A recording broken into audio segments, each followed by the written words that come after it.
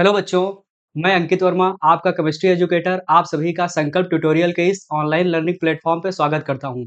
जैसा कि हम प्रीवियस क्लास में कोऑर्डिनेशन कंपाउंड को पढ़ रहे थे, जिसमें हमने अभी तक आईयूपीएसी नोमेनक्लेचर तथा basic of the coordination compound को डिस्कस किया था। आज के लेक्चर में हम वैलेंस बॉन्ड थ्योरी को डिस्कस करेंगे ऑफ द कोऑर्डिनेशन कंपाउंड।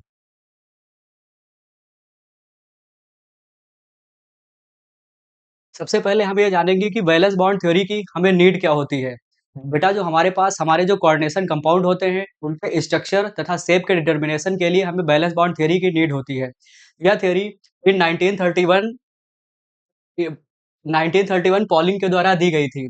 हम एक बार इसको जस्ट रीड कर देते हैं, फिर आपको एक्सप्लेन करते हैं। Pauling in 1931 was able to predict the geometry of many metal complexes on the assumption that hybrid orbitals are involved in the formation of coordination complexes। बेटा, ये थियरी यह कहती है कि जो हमारे पास जो ज्योमेट्री इसमें एज्यूम किया गया था, जो हमारे पास मेटल कॉम्प्लेक्स होते हैं, उसमें हाइब्रिड ऑर्बिटल इन्वॉल्व होते हैं in the formation of the bonding.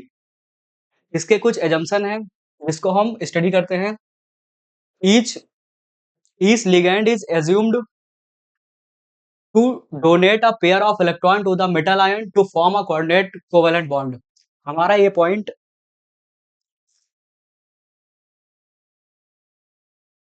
हमारा ये पॉइंट यह कहता है कि each ligand is assumed to donate a pair of electron to the metal ion to form a coordinate covalent metal ligand bond. मतलब जो हमारे पास मेटल लिगैंड बॉन्ड होते हैं, वो जो कोवेलेंट कोऑर्डिनेट बॉन्ड होते हैं, उसमें जो लिगैंड हमारा होता है वो पेयर ऑफ इलेक्ट्रॉन डोनेट करता है।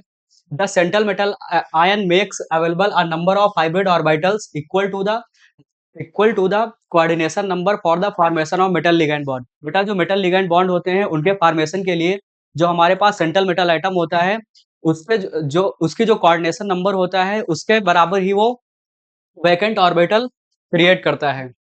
देन हमारे पास है a sigma bond is arises from the overlap of vacant metal hybrid orbital and अ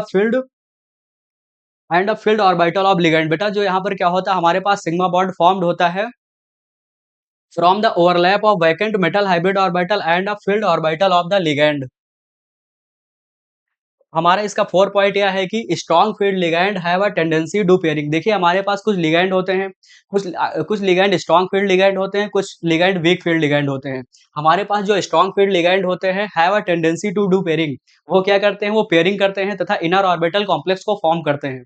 हमारे पास जो वीक फील्ड लिगैंड होते हैं एंड डू नॉट पेयरिंग, वो पेयरिंग नहीं करते हैं तथा आउटर ऑर्बिटल कॉम्प्लेक्स को फॉर्म करते हैं।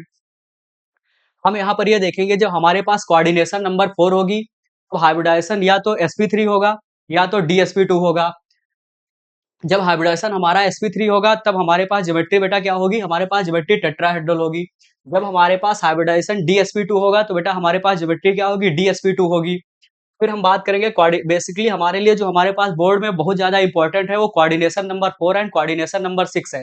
कोऑर्डिनेशन नंबर 6 की बात करेंगे तो हमारे पास हमेशा जो शेप होगा वो ऑक्टाहेड्रल हो जाएगा, शेप या ज्योमेट्री हमेशा ऑक्टाहेड्रल हो जाएगी। एंड जो हमारे पास हाइब्रिडाइजेशन हो जाएगा वो sp3d2 होगा या d2sp3 होगा। अब आप हमसे पूछेंगे कि सर, कब sp3d2 होगा, कब d2sp3 होगा। बेटा, जब हमारे पास स्ट्रॉन्ग फील्ड लिगैंड होंगे, देन हमारे पास यहाँ पर d2sp3 होगा। जब वीक फील्ड लिगैंड होंगे तो sp3d2 होगा। अभी हम आपको क्लासिफिकेशन बताएंगे, कौन सा लिगैंड कब स्ट्रॉन्ग फील्ड लिगैंड की तरह एक्ट करेगा, कब वीक फील्ड लिगैंड की तरह एक्ट करेगा। ये बेटा बेसिकली जो हमारे पास एक स्पेक्ट्रोकेमिकल सीरीज होती है, उसके बिहाफ पर डिटरमाइन किया जाता है। ठीक है, तो आप हम 1 मिनट साइड हो जाते हैं, आप यदि कुछ नोट करना चाहें तो इस स्लाइड से नोट कर सकते हैं।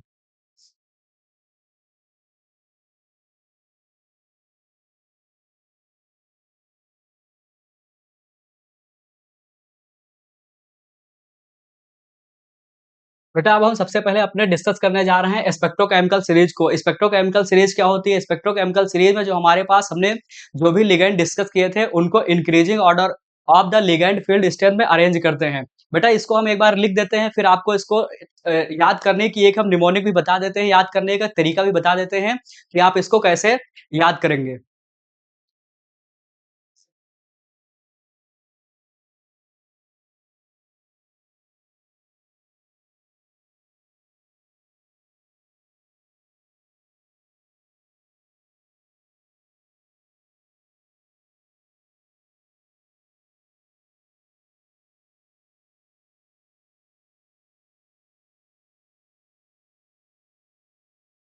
आयोडाइड है, देन ब्रोमाइड है,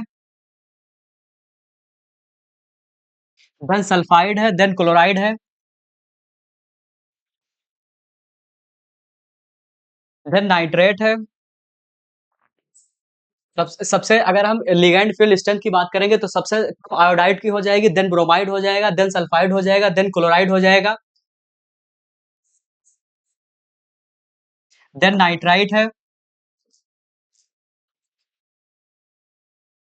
देन हाइड्रोक्साइड है, देन फ्लोराइड है, देन हमारे पास ऑक्सलेट है,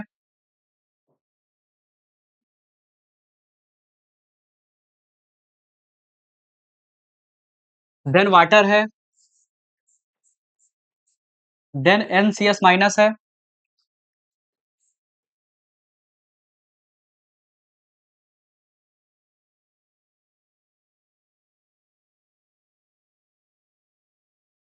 देन बेटा हमारे पास प्रिडीन है, देन अमोनिया है।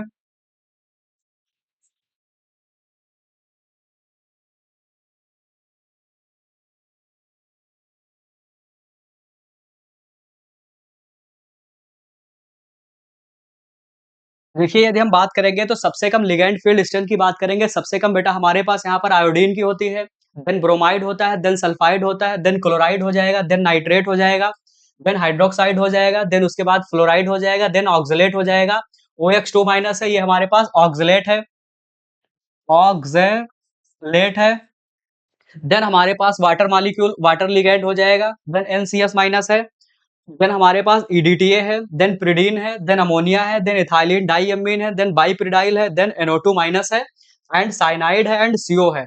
इसको याद करने की एक ट्रिक है, निमोनिक है, जिसे हमने याद किया हुआ, आप भी यदि इसी बेसिस पे याद करेंगे तो बहुत आसान हो जाएगा आपके लिए स्पेक्ट्रोकेमिकल सीरीज को याद करना। ये एज सच हमारे पास NCERT में दी हुई है। इतना, इसको हमने कैसे याद किया हुआ है, इतना,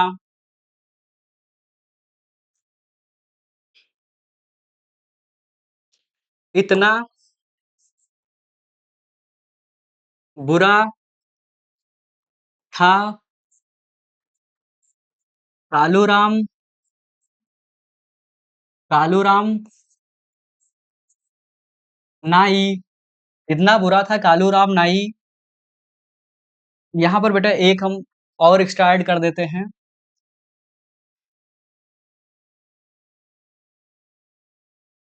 यहाँ पर बेटा एजाइड हो जाएगा, देन हाइड्रोक्साइड। इतना बुरा था कालूराम नाई, अजीब,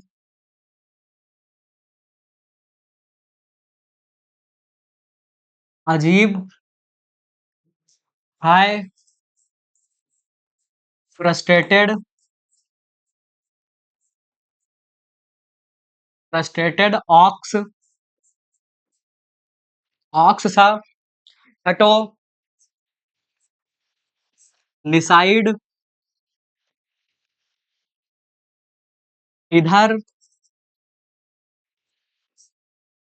मिश्रा प्यारे। मिश्रा में बेटा कोई शब्द यहाँ पर नहीं है, जस्ट एक ये निमोनिक है। आप इसे ऐसे चाहें तो ऐसा याद कर सकते हैं, यदि आपके पास और कोई तरीका है तो आप उससे भी याद कर सकते हैं। PI बेटा यहाँ पर प्रिडीन है, आए,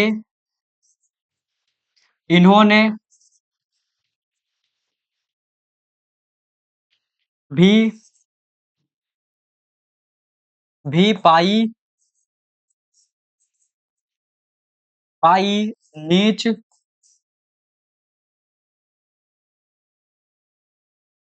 इन्होंने भी पाई,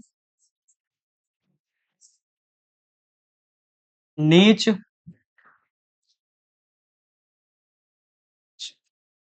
नीच पिटाई, सुनो कोई भाई।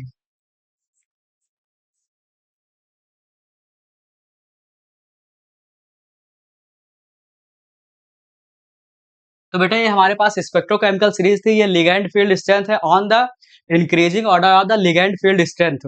बेटा यहाँ पर यदि हम देखेंगे तो सबसे ज्यादा स्ट्रॉन्ग फील्ड लिगैंड हमारा कार्बोनिल लिगैंड होता है, देन उसके बाद साइनाइड लिगैंड हो जाएगा। तो इसको याद करने की हमारे पास एक निमोनिक है, इतना बुरा था कालूराम नाई, अजीब, हाय, फ्रस्ट्रेटेड ऑक्सा, हटो, निसाइड, इधर, मिश्रा प्यारे, आए, इन्होंने भी पाई, नीच पिटाई, सुनो कोई भाई, देखिए बेटा यहाँ पर ये जो हमने एक नोट यहाँ पर लिखा हुआ है, आप इसको एज़ सच याद कर सकते हैं इस निमोनिक के अकॉर्डिंग। हम 1 मिनट साइड हो जाते हैं, आप लिखना चाहें तो लिख लेंगे। नोट यहाँ पर ये था the behaviour of ligand as strong field ligand and weak field ligand depends upon the metal series and oxidation state and coordination number. बेटा जो हमारे पास किसी भी लिगैंड वो स्ट्रॉन्ग फील्ड लिगैंड की तरह एक्ट करेगा या वीक फील्ड लिगैंड की तरह एक्ट करेगा, ये डिपेंड करेगा कि हमारे पास कौन सा मेटल है, उसकी ऑक्सीडेशन स्टेट क्या है तथा उसकी उस कंपाउंड की कोऑर्डिनेशन नंबर क्या है। ये जस्ट एक सीरीज है जो रिलेटिव ऑर्डर में लिखी हुई है। यदि आप इसे पूरा याद नहीं करना चाहते हैं तो आपको हम इसका एक शॉर्ट ट्रिक भी बता देते हैं। देखिए जो हमारे पास बेसिकली हैलोजन डोनर लिगैंड होते हैं, यहाँ पर आप लिख लेंगे जो हैलोजन डोनर लिगैंड होते हैं वो वीक फील्ड लिगैंड होते हैं तथा जो हमारे पास ऑक्सीजन डोनर लिगैंड होते हैं वो भी वीक फील्ड लिगैंड होते हैं। देखिए जो हमारे पास बेटा यहाँ पर क्या है, halogen and oxygen donor ligand होते हैं, ये वीक फील्ड लिगैंड की तरह एक्ट करते हैं इन जनरल। एंड जो हमारे पास nitrogen and carbon donor ligand होते हैं वो स्ट्रॉन्ग फील्ड लिगैंड की तरह एक्ट करते हैं, nitrogen donor and carbon donor.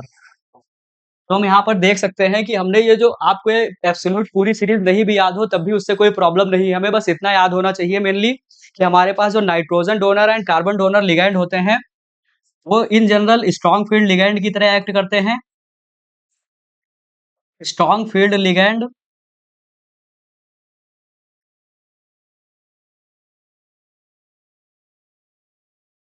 Strong field ligand की तरह एक्ट करेंगे और जो हमारे पास हैलोजन व ऑक्सीजन डोनर लिगैंड हो जाएंगे वो वीक फील्ड लिगैंड की तरह एक्ट करेंगे। आप इसे चाहे जैसे हमने निमोनिक से याद किया हुआ है आप भी इसे ऐसे ही याद कर सकते हैं।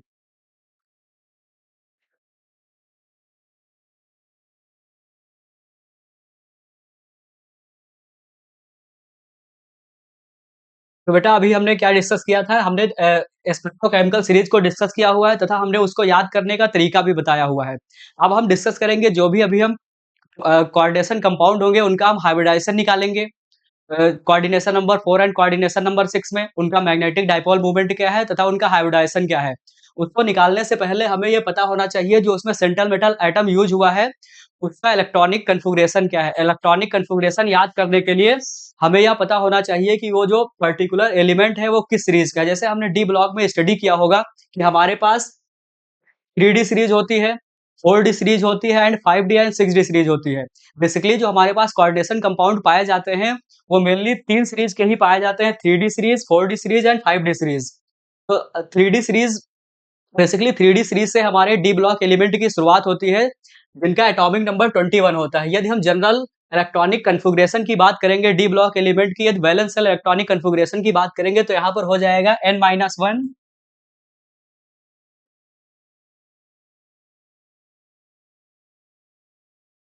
ठीक है, यहाँ पर जनरल इलेक्ट्रॉनिक कन्फिगरेशन इनकी हो जाएगी n-1, n-1 D1 से 10 हो जाएगा एंड n S 1 से 2 हो जाएगी। ये इनकी जनरल इलेक्ट्रॉनिक कन्फिगरेशन हो जाएगी। n-1 D 1 से 10 हो जाएगा एंड ns 1-2 हो जाए 1 से 2 इलेक्ट्रॉन हो जाएंगे s सबसेल में। तो यहाँ पर हमारे 3D सीरीज है। हम उम्मीद करते हैं कि आपको कम से कम जो हमारे पास पीरियोडिक टेबल है उसमें 30 एलिमेंट के नाम हमें पता होंगे। हमारा 21 जो 3D सीरीज स्टार्ट होती है वो बेसिकली स्टैंडियम से स्टार्ट होती है। उसका एटॉमिक नंबर 21 होता है, ये ग्रुप थर्ड का एलिमेंट होता है। स्कैंडियम है, देन टाइटेनियम है, देन वैनेडियम है, क्रोमियम है, मैग्नीज है, आयरन है, कोबाल्ट है, निकल है, कॉपर है, जिंक है, जिनके एटॉमिक क्रमांक दिए हुए हैं। यदि हम इनके जैसे ग्रुप वाइज हम वैलेंस इलेक्ट्रॉनिक कन्फिगरेशन की बात करेंगे तो हमारे पास जो थर्ड ग्रुप होता है उसके लिए जो हमारे पास वैलेंस इलेक्ट्रॉनिक कन्फिगरेशन हो जाएगी वो हो जाएगी D1। जैसे अगर 3D सीरीज के लिए बात करेंगे तो 3D हो जाएगी, जो D सबसेल फिल होगी वो 3D हो जाएगी। एंड यदि 4D सीरीज की बात करेंगे तो D सबसेल फिल होगा वो 4D हो जाएगा। यदि हम 5D सीरीज की बात करेंगे तो जो D सबसेल फिल होगा वो 5D हो जाएगा। तो अगर हम इसकी इन जनरल इलेक्ट्रॉनिक कन्फिगरेशन की बात करें तो T1 S2 हो जाएगी थर्ड ग्रुप की, फोर्थ ग्रुप की हो जाएगी D2 S2 and fifth group की हो जाएगी D3 S3। देन हमारे पास बेटा यहाँ पर सिक्स ग्रुप आता है जिसमें हमारे पास D4 नहीं पाई जाती है क्योंकि D4 लेस स्टेबल होती है in comparison to D5। D5 जो होती है वो हाफ फील्ड होता है एंड मोर स्टेबल कन्फिगरेशन होती है। तो यहाँ पर हो जाएगा D5। देखिए बेटा एटॉमिक नंबर तो 1 ही इंक्रीज हुआ है लेकिन इलेक्ट्रॉन डी में 2 इंक्रीज हो गए हैं जिससे क्या हो जाएगा कि एस में एक इलेक्ट्रॉन कम हो जाएगा। D5 S1 हो जाएगी, फिर D5 S2 हो जाएगी, देन D6 S2 हो जाएगी, D7 S2 हो जाएगी, D8 S2 हो जाएगी, देन D9 भी उसी तरह नहीं पाया जाएगा क्योंकि D5 और D10 मोर स्टेबल होती हैं। तो यहाँ पर D10 S1 हो जाएगा, देन D2 D10 S2 हो जाएगा। ये वैलेंस इलेक्ट्रॉनिक कन्फिगरेशन है। हम यदि इसको पर्टिकुलरली 3D सीरीज के लिए बात करेंगे तो यहाँ पर स्कैंडियम की हो जाएगी valence electronic configuration 3D1 4s2 क्योंकि जो 3D सीरीज है ये किस पीरियड का एलिमेंट है, ये फोर्थ पीरियड का एलिमेंट है, यानी कि जो आउटर मोस्ट सेल हो जाएगी, आउटर मोस्ट सेल हो जाएगी वो फोर्थ सेल हो जाएगी। देखिए हमारे पास 4D सीरीज है, 4D सीरीज 39 से स्टार्ट होती है। अब हमें पता है कि थर्ड ग्रुप में कौन आता है, थर्ड ग्रुप में स्कैंडियम आता है, इट्रियम आएगा, लैंथानम आएगा। तो हम यहाँ पर इट्रियम है, यदि हम 4D सीरीज को ऐसे ऐसे याद करने की, यदि हम इसको याद कर सकते हैं एक निमोनिक से, जैसे कि यारी जरा निभाना मौत तक रुकावट राहों में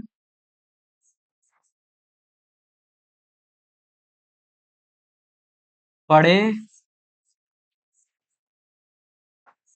आग में कूद।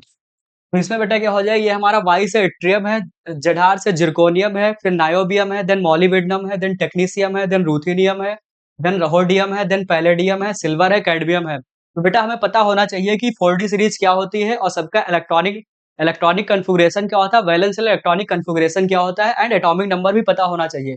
इसको याद करने के लिए हम किसी भी निमोनिक से याद कर सकते हैं जैसे कि हमने याद किया हुआ है, यदि आप भी इसी तरह चाहें तो याद कर सकते हैं। देन हमारे पास 5D सीरीज होती है जो स्टार्ट होती है लैंथानम से, जिसका एटॉमिक नंबर 57 होता है। देन लैंथानम के बाद हमारे पास लैंथेनाइड्स आ जाते हैं जो बेसिकली एफ ब्लॉक के एलिमेंट होते हैं। एफ ब्लॉक में लैंथेनाइड होते हैं जो जिसमें 14 एलिमेंट होते हैं। देन वो 58 से स्टार्ट होकर 71 तक होते हैं। 72 से यहाँ पर फिर से हमारे पास डी ब्लॉक के एलिमेंट स्टार्ट हो जाते हैं, हाफनियम जिसका एटॉमिक नंबर 72 है। देन टेंटालम हो जाएगा 73, देन टंगस्टन है 74 है, देन 75 रहीनियम है, देन 76 ऑस्मियम है, 77 इरेडियम है एंड 78 हमारा प्लेटिनम है, 79 सिल्वर है, 79 हमारा गोल्ड है एंड 80 हमारा मरकरी है। इसको भी हम याद कर एक निमोनिक से याद कर सकते हैं। इसको इस तरह याद कर सकते हैं, कोई ला ला हफ्ता, ला से हो जाएगा लैंथानम, हा से हो जाएगा हाफमियम, ता से हो जाएगा टेंटालम, वरना, रेहान, ओसामा, इरफान, पीटेंगे और हंसेंगे। तो बेटा हम जो हमारे पास ये 3D 4D 5D सीरीज है इसको हम इसी तरह निमोनिक से याद कर सकते हैं तथा हमें इनका जो इलेक्ट्रॉनिक कन्फिगरेशन होता है, वैलेंस इलेक्ट्रॉनिक कन्फिगरेशन होता है, ये हमें पता होना चाहिए। हम इसका कंप्लीट कन्फिगरेशन भी लिख सकते हैं, जैसे कि हमारे पास बेटा यहाँ पर स्कैंडियम है, हमारे पास यहाँ पर स्कैंडियम है, स्कैंडियम का एटॉमिक नंबर 21 है, स्कैंडियम का एटॉमिक नंबर 21 है। तो हम इसको नोबल गैस कन्फिगरेशन के फॉर्म में भी लिख सकते हैं। स्कैंडियम है, इसका 21 है। इसके जो करीब का हमारे पास नोबल गैस होता है वो हमारे पास आर्गन होता है जिसका एटॉमिक नंबर हमारे पास 18 होता है बेटा, तो हम लिखेंगे आर्गन। देन आर्गन हो जाएगा यानी कि 18 इलेक्ट्रॉन फिल हो गए। देन हमारे पास अब हमें कितने इलेक्ट्रॉन फिल करने हैं, एटॉमिक नंबर 21 है, हमने 18 फिल कर दिए हैं आर्गन से। देन अब हमें 3 इलेक्ट्रॉन और फिल करना है, तो हम अबाउ रूल से इलेक्ट्रॉन की फिलिंग करेंगे। अब हमारे पास बचा क्या हुआ है बेटा? हमारे पास बचा हुआ है 3d एंड 4s। तो सबसे पहले इलेक्ट्रॉन हम 4s में फिल करेंगे, 3d बाद में फिल होगा, क्योंकि 3d इनर ऑर्बिटल है लेकिन उसकी एनर्जी ज्यादा होती है यदि हम अबाउ रूल का यूज करेंगे n+l रूल से। अगर हम 3d के लिए बात करेंगे तो n+l की वैल्यू कितनी हो जाएगी? 3d के लिए n की वैल्यू 3 है एंड d है, d के लिए जो हमारे पास सब्सिडरी क्वांटम नंबर होता है उसकी वैल्यू बेटा कितनी होती है? यहाँ पर देख लेंगे एक बार हम, l की वैल्यू कितनी हो जाएगी? s के लिए 0 होती है, p के लिए 1 हो जाएगा, d के लिए 2 हो जाएगा। तो बेटा हम यहाँ पर देखेंगे 3 2 5 हो जाएगा। 3d के लिए n+l रूल से निकालेंगे तो n+l रूल की वैल्यू कितनी, n+l की वैल्यू कितनी हो जाएगी बेटा? 5 हो जाएगी। जिसकी n+l की वैल्यू हाई हो जाएगी उसकी एनर्जी ज्यादा हो जाएगी, वो बाद में फिल होगा। देन 3d यदि हम 4s के लिए देखेंगे, इसी के लिए 4s में n की वैल्यू कितनी है बेटा? 4 है। l की वैल्यू, s सबसेल के लिए l की वैल्यू 0 होती है principal quantum subsidiary quantum number की। देन n+l की वैल्यू कितनी हो जाएगी बेटा? 4 हो जाएगी। तो 4s आउटर आउटर सेल है लेकिन वो पहले फिल होगा इन कंपैरिजन टू 3d। जब हमें इलेक्ट्रॉन कभी भी निकालना होगा तो हम आउटर मोस्ट सेल से इलेक्ट्रॉन निकालेंगे, यानी कि इलेक्ट्रॉन जब कभी भी हमें निकालना होगा तो 4s से इलेक्ट्रॉन पहले निकलेगा, 3d से बाद में निकलेगा। तो इसका हो जाएगा 3d1 4s2। तो आप इसी तरह किसी की भी कंप्लीट इलेक्ट्रॉनिक कॉन्फ़िगरेशन लिख सकते हैं। ठीक है, हम नेक्स्ट स्लाइड में मूव करते हैं। यदि आप इसको नोट करना चाहें तो नोट कर सकते हैं।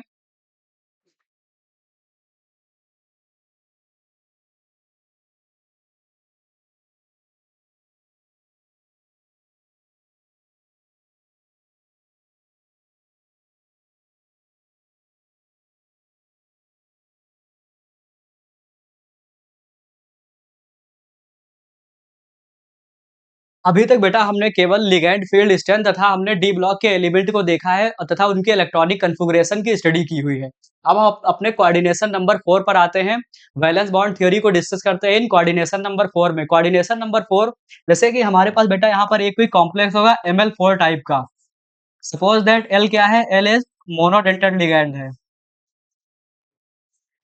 कोऑर्डिनेशन नंबर क्या होती है, ये हमने आपको अपने पहले लेक्चर में ही डिस्कस किया हुआ था कि किसी भी कोऑर्डिनेशन कंपाउंड की उनकी कोऑर्डिनेशन नंबर क्या होती है। कोऑर्डिनेशन नंबर बेसिकली होता क्या है? जो भी हमारे पास सेंट्रल मेटल एटम होता है वो लिगैंड से कितने लोन पेयर ऑफ इलेक्ट्रॉन को एक्सेप्ट कर रहा है।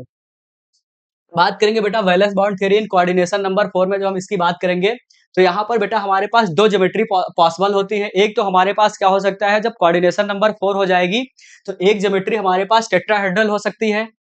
जब टेट्राहेड्रल ज्योमेट्री हो जाएगी तो हमारा हाइब्रिडाइजेशन sp3 हो जाएगा। ऐसा कब हो जाएगा? जब हमारे पास वीक फील्ड लिगैंड हो जाएंगे। दूसरे हमारे पास क्या प्रोबेबिलिटी है कि हमारे पास स्क्वायर प्लेनर ज्योमेट्री हो सकती है। स्क्वायर प्लेनर ज्योमेट्री कब होगी? जब स्ट्रॉन्ग फील्ड लिगैंड हो जाएंगे एंड हमारे पास हाइब्रिडाइजेशन क्या हो जाएगी? dsp2 हो जाएगी। अभी हमने अपनी प्रीवियस स्लाइड में ही बताया था कि जो हमारे पास स्ट्रॉन्ग फील्ड लिगैंड होते हैं उनके पास टेंडेंसी क्या होती है? उनके पास टेंडेंसी होती है पेयरिंग की। एंड जो हमारे पास वीक फील्ड लिगैंड होते हैं वो पेयरिंग नहीं करते हैं। हम यहाँ पर एक फार्मूला और डिस्कस कर लेते हैं। जैसे कि आप लोगों ने पढ़ा होगा कि स्पिन ओनली मैग्नेटिक मूवमेंट निकालने के लिए म्यू स्पिन ओनली होता है। म्यू स्पिन ओनली होता है under root n into Bohr, under root n into n+2 then हो जाएगा बोर मैग्नेटॉन। इसकी यूनिट क्या होती है? इसकी यूनिट होती है बोर मैग्नेटॉन। इसमें n क्या होता है बेटा? n होते हैं नंबर ऑफ अनपेयर्ड इलेक्ट्रॉन। जितने अनपेयर्ड इलेक्ट्रॉन हो जाएंगे यहाँ पर रख देंगे तो हमें उसका क्या पता चल जाए? हमें उसका मैग्नेटिक डाइपोल मूवमेंट पता चल जाएगा। वो भी कौन सा होगा? स्पिन ओनली होगा। ठीक है, अभी हम डिस्कस करते हैं कि कोऑर्डिनेशन नंबर 4 में कौन सा ligand particularly strong field ligand की तरह एक्ट करेगा, कौन सा लिगैंड वीक फील्ड लिगैंड की तरह एक्ट करेगा। आप इस स्लाइड में कुछ लिखना चाहें तो लिख सकते हैं।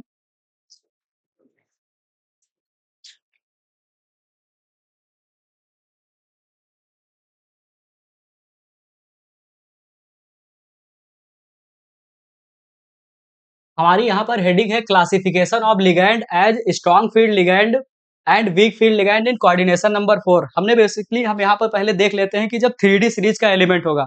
अब आप इससे मतलब आपको पता चल जाए, आप जान चुके होंगे कि कौन सा जो हमारे पास मेटल है वो 3D सीरीज का है। या 4D सीरीज का है या 5D सीरीज का है। इसीलिए हमने पहले डी ब्लॉक के एलिमेंट को डिस्कस किया था, ताकि हमें ये पता चल जाए कि पार्टिकुलर मेटल किस सीरीज का है। जैसे कि हमने यहाँ पर बेटा लिखा हुआ है कि 3D सीरीज का अगर हमारे पास मेटल हो जाएगा, यदि उसकी ऑक्सीडेशन स्टेट जो हम पहले से ही निकालना जानते हैं, यदि वो +3 होगी, +4 होगी या +5 होगी। ऑक्सीडेशन स्टेट होगी इन कोऑर्डिनेशन नंबर 4 और हमारा कोऑर्डिनेशन नंबर 4 हो जाएगा। तो हमारे पास चाहे जो लिगैंड हो जाए, अभी जो हमें स्पेक्ट्रोकेमिकल सीरीज को देखा है, उसमें का कोई भी लिगैंड हो जाए, वो स्ट्रॉन्ग फील्ड लिगैंड की तरह ही एक्ट करेगा और पेयरिंग करेगा। जब बेटा पेयरिंग करेगा, तो वहाँ पर कौन-सा हाइब्रिडाइजेशन हो जाएगी? हाइब्रिडाइजेशन हमारी DsP2 हो जाएगी और उसका शेप एंड ज्योमेट्री बेटा स्क्वायर प्लेनर हो जाएगी।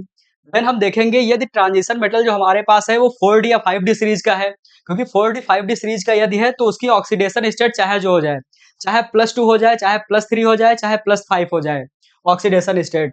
कोऑर्डिनेशन नंबर यदि 4 है, यदि 4D या 5D सीरीज का एलिमेंट है, उसकी ऑक्सीडेशन स्टेट +2 है, +3 है, +5 है, तो जो भी लिगैंड हो जाएँगे वो स्ट्रॉन्ग फील्ड लिगैंड की तरह एक्ट करेंगे। मतलब कि यदि हमने देखा कि हमारे पास जो कंपाउंड दिया हुआ है, उसमें जो हमारे पास ट्रांजिशन मेटल एलिमेंट है, वो 3D या 4D सीरी वो 4D या 5D सीरीज का एलिमेंट है, फिर उसकी ऑक्सीडेशन स्टेट चाहे जो हो, वहाँ पर क्या हो जाएगी, पेयरिंग होगी और कब तक पेयरिंग होगी, तब तक पेयरिंग होगी जब तक कि हमारे पास क्या हो जाएगा, एक डी ऑर्बिटल वैकेंट नहीं हो जाए, क्योंकि यहाँ हाइब्रिडाइजेशन क्या होती है, DsP2 होती है। जैसे कि 1 मिनट, DsP2 होती है, तो हमारे पास क्या हो जाएगा, आउटर ऑर्बिटल जो हो जाएगा, डी में कितने ऑर्बिटल होते हैं, डी में 5 ऑर्बिटल होते हैं, तक पेयरिंग हो जाएगी जब तक एक ऑर्बिटल हमारे पास वैकेंट नहीं हो जाएगा। तो एक इनर ऑर्बिटल का यूज कर लेगा एंड एस ऑर्बिटल एंड दो पी ऑर्बिटल का यूज करके हाइब्रिडाइजेशन यहाँ पर बेटा DsP2 हो जाएगी। अब हम बात करेंगे जब 3D सीरीज का मेटल हो इन +2 ऑक्सीडेशन स्टेट में हो, तब वो कब स्ट्रॉन्ग फील्ड लिगैंड की तरह एक्ट करेगा, कब वीक फील्ड लिगैंड की तरह एक्ट करेगा। इसमें बेसिकली होता क्या है, जैसे कि अभी हमने जो स्पेक्ट्रोकेमिकल सीरीज को डिस्कस किया हुआ है, 1 मिनट देखते हैं। जैसे आयोडाइड है, ब्रोमाइड है, क्लोराइड है, फ्लोराइड है।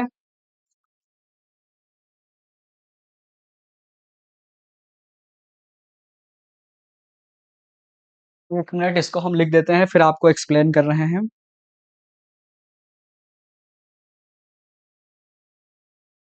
यहाँ पर क्या हो जाएगा बेटा, हमारे पास फ्लोराइड हो जाएगा, देन यहाँ पर बेटा हो जाएगा वाटर, देन यहाँ पर हो जाएगा अमोनिया। देखिए हमें एज सच पूरी स्पेक्ट्रोकेमिकल सीरीज को याद करने की जरूरत नहीं, बस हमें पता होना चाहिए कि मेनली क्या होता है, जो हमारे पास हैलोजन डोनर लिगैंड होते हैं, ऑक्सीजन डोनर लिगैंड होते हैं, वो हमारे पास वीक फील्ड लिगैंड होते हैं एंड नाइट्रोजन और जो कार्बन डोनर लिगैंड होते हैं, वो स्ट्रॉन्ग फील्ड लिगैंड की तरह एक्ट करते हैं और पेयरिंग करेंगे। जैसे अमोनिया हो गया, इथाइलिन डाइअमीन हो गया एंड Pr3 हो गया, Pr3 हो गया, देन यहाँ पर हमारे पास साइनाइड हो जाएगा, साइनाइड माइनस हो जाएगा एंड कार्बोनिल लिगैंड हो जाएगा। तो यहाँ पर आप देखेंगे कि water as a boundary act करेगा। वाटर के पहले के जितने भी लिगैंड हैं, वो कोऑर्डिनेशन नंबर 4 में वीक फील्ड लिगैंड की तरह एक्ट करेंगे। जब हमारे पास मेटल क्या हो जाएगा, 3D सीरीज का हो जाएगा और +2 ऑक्सीडेशन स्टेट में हो जाएगी, ये क्या हो जाएंगे, वीक फील्ड लिगैंड की तरह एक्ट करेंगे। एंड जो हमारे पास अमोनिया और अमोनिया के बाद के जो भी लिगैंड हैं, वो स्ट्रॉन्ग फील्ड लिगैंड की तरह एक्ट करेंगे एंड पेयरिंग करेंगे, तथा जो हाइब्रिडाइजेशन हो जाएगी वो DsP2 हो जाएगी। स्ट्रॉन्ग फील्ड लिगैंड की तरह एक्ट करेंगे जब कोऑर्डिनेशन नंबर कितनी हो जाएगी बेटा, 4 हो जाएगी। स्ट्रॉन्ग फील्ड लिगैंड को हमने SFL लिख दिया हुआ है शॉर्ट फॉर्म में, आप इसे चाहे तो नोट कर सकते हैं इस स्लाइड से। देन हम अपनी नेक्स्ट स्लाइड में मूव करते हैं। तो अभी तक हमने डिस्कस कर लिया हुआ है कि कोऑर्डिनेशन नंबर 4 में पार्टिकुलरली कौन सा लिगैंड हमारे पास स्ट्रॉन्ग फील्ड लिगैंड की तरह एक्ट करेगा, कौन सा वीक फील्ड लिगैंड की तरह एक्ट करेगा। बेटा अब हम इसके कुछ एग्जांपल डिस्कस करते हैं। हमने आपको एक तरीका बता दिया हुआ, अब आप कोई भी यदि कंपाउंड देखेंगे तो उसे उसकी हाइब्रिडाइजेशन बताने में सक्षम हो जाएंगे।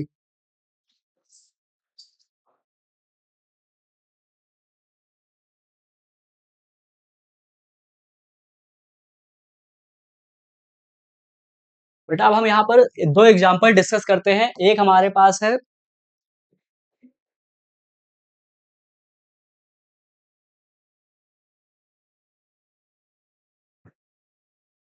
एक हमारे पास एग्जांपल है NiCl4 2 माइनस। दूसरा हमारे पास क्या है बेटा, Na CN6 2 माइनस। तो यहाँ पर देखिए बेटा दो कॉम्प्लेक्स है, तो सबसे 1 मिनट यहाँ पर 4 है। हम कोऑर्डिनेशन नंबर 4 के सबसे पहले एग्जांपल डिस्कस कर रहे हैं। NiCN4 2 minus. तो बेटा हम देखेंगे यहाँ पर सबसे पहले क्या है, ये कोऑर्डिनेशन नंबर 4 के दोनों हमारे पास कॉम्प्लेक्स हैं। हम देखेंगे यहाँ पर क्लोराइड है। क्लोराइड क्या है, हैलोजन डोनर लिगैंड है। तो ये वीक फील्ड लिगैंड की तरह एक्ट करेगा। यदि हम यहाँ पर सेंट्रल मेटल आइटम क्या है, हमारे पास निकल है, तो किस सीरीज का एलिमेंट है, 3D सीरीज का एलिमेंट होता है, जिसका एटॉमिक नंबर 28 होता है बेटा। निकिल एटम है जिसका एटॉमिक नंबर कितना है, 28 होता है। यदि हम इसकी वैलेंस इलेक्ट्रॉनिक कन्फिगरेशन लिखेंगे तो 3D8 4s2 हो जाएगा बेटा। कितना हो जाएगी, 3D8 4s2 हो जाएगा। एंड यहाँ पर क्या हो जाएगा, यदि हम इसकी ऑक्सीडेशन स्टेट निकालेंगे इस कॉम्प्लेक्स में निकल की कितनी हो जाएगी, ये इसकी इलेक्ट्रॉनिक कन्फिगरेशन हो गई है। एक मिनट, इसको हम सही से लिख देते हैं। सबसे पहली बात हम इसमें फाइंड करेंगे निकल की ऑक्सीडेशन स्टेट कितनी है। हम लेट अस अज्यूम करेंगे निकल की ऑक्सीडेशन स्टेट x है। क्लोराइड हमारे पास लिगैंड क्लोराइड है जिस पर 1 यूनिट का नेगेटिव चार्ज होता है। तो बेटा यहाँ पर हो जाएगा 4 इंटू, क्योंकि 4 लिगैंड है तो 4 इंटू -1 हो जाएगा, इक्वल टू कॉम्प्लेक्स पर कितना चार्ज है, 2 यूनिट का नेगेटिव चार्ज है। तो इसको इसके इक्वेट कर देंगे। यहाँ से हम x की वैल्यू फाइंड करेंगे तो x बराबर बेटा यहाँ पर +2 हो जाएगा। यानी कि इस कॉम्प्लेक्स में जो हमारे पास निकल आइटम है वो +2 ऑक्सीडेशन स्टेट में प्रेजेंट है। निकल आइटम जो है यहाँ पर बेटा, उसकी ऑक्सीडेशन स्टेट कितनी है, ऑक्सीडेशन स्टेट को शॉर्ट फॉर्म में बेटा OS भी लिख सकते हैं। यहाँ इसकी ऑक्सीडेशन स्टेट +2 है। क्लोराइड हमारा वीक फील्ड लिगैंड है। एंड हम यदि निकल आइटम की ऑक्सीडेशन स्टेट की, निकल आइटम की वैलेंस इलेक्ट्रॉनिक कन्फिगरेशन लिखेंगे तो बेटा 3D8 हो जाएगी एंड 4s2 हो जाएगा।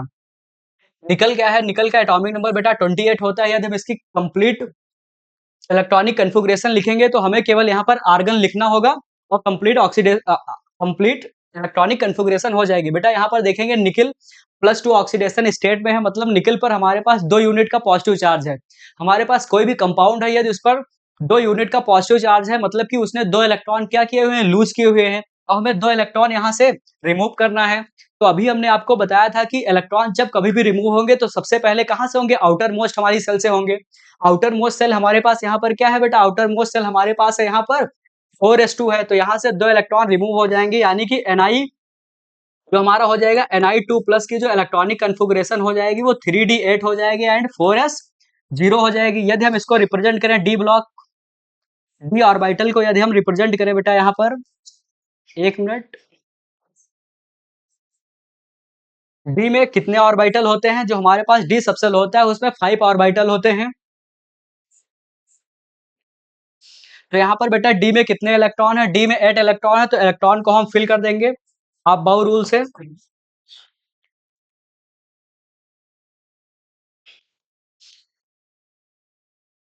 तो यहाँ पर बेटा हमने 8 इलेक्ट्रॉन फिल कर दिए हैं। देन हमारे पास 4s क्या है, 4s एम्प्टी है एंड पी सबसेल में 3 ऑर्बिटल होते हैं। ये हमारे पास क्या है बेटा, 3D है, ये 4s है। 4s के बाद क्या आएगा, 4p आएगा। अब आपको पता है कि यहाँ पर बेटा क्लोराइड हमारे पास वीक फील्ड लिगैंड है, तो आप देखेंगे यहाँ पर पेयरिंग नहीं होगी। मतलब अब हाइब्रिडाइजेशन में कौन से ऑर्बिटल इन्वॉल्व होंगे, तो हाइब्रिडाइजेशन में बेटा हमारे पास 4s and 4p orbital involve हो जाएंगे। यानी कि जो ये कॉम्प्लेक्स हो जाएगा इसका हाइब्रिडाइजेशन क्या हो जाएगा, sp3 हो जाएगा। हाइब्रिडाइजेशन क्या हो जाएगा बेटा यहाँ इसका, NiCl4 का हाइब्रिडाइजेशन हो जाएगा बेटा sp3। अब जब sp3 हो जाएगा, ये हाइब्रिडाइज ऑर्बिटल हो जाएंगे, 4 ऑर्बिटल हो जाएंगे हाइब्रिडाइज sp3। तो इसमें क्या हो जाएगा, हमारा लिगेंड जो होगा वो लोन पेयर डोनेट करेगा।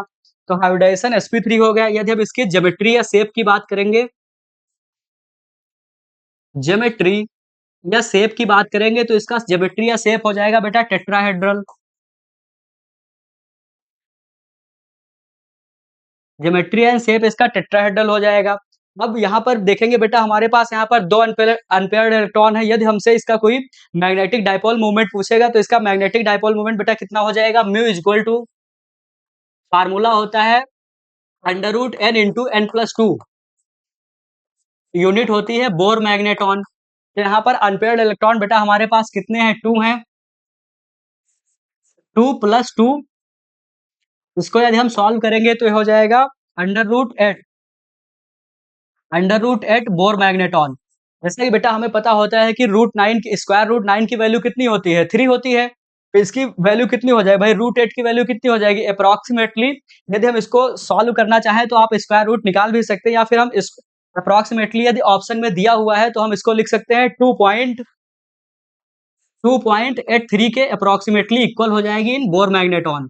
तो हमने NiCl4 को डिस्कस कर लिया है। अब हम दूसरा एग्जांपल अपना देखेंगे NiCN4 का होल ट्वाइस। तो अब हम दोबारा इसकी इलेक्ट्रॉनिक कॉन्फ़िगरेशन नहीं लिखेंगे, बस हम देखेंगे कि यहाँ पर जैसे Ni2 प्लस है, तो इसकी इलेक्ट्रॉनिक कॉन्फ़िगरेशन बेटा हो जाएगी 3D8, valence electronic configuration 4s0 हो जाएगी। डी में हमारे पास यहाँ पर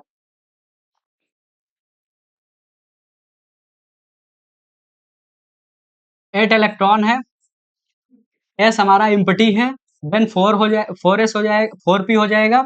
देखिए यहाँ पर क्या है, साइनाइड हमारा बेटा क्या है, साइनाइड हमारा कार्बन डोनर लिगैंड होता है। ये स्ट्रॉन्ग फील्ड लिगैंड की तरह एक्ट करेगा। तो ये जो इलेक्ट्रॉन है, ये इलेक्ट्रॉन क्या हो जाएगा, पेयर अप हो जाएगा।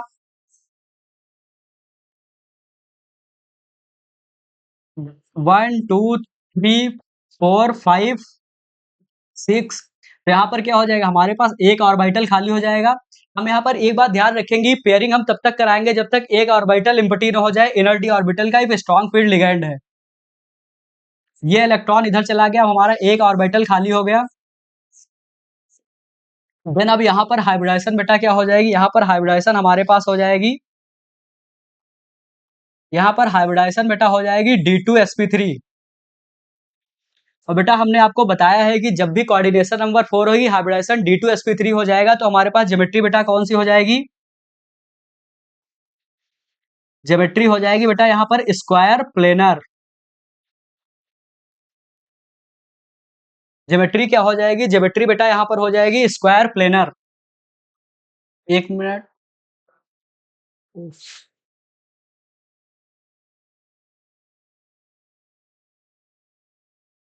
तो अपना एग्जांपल डिस्कस कर रहे थे NI।